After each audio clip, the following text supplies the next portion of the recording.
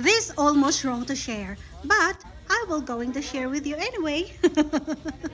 You know what? The smartest way to enjoy your travel, of course, you try some local food. But before that, I want to share with you what happened yesterday. Yesterday, after we landed, we take a rest. Then we discovered a fancy restaurant nearby in our hotel. So we decided to take some snacks, and the pancake catch my attention.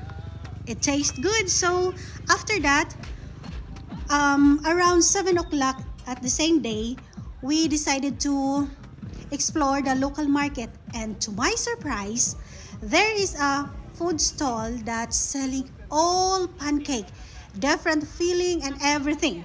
So I decided I ordered the same what I got this morning. And to my surprise, the taste is way better. And the Nutella, I tell you, oh my God, the taste is premium. So, therefore, I conclude there's nothing to fear to try local food product when we go travel. But the most important, do your research first and ask for recommendation if you're scared to try. There's no harm to try, but we should be careful.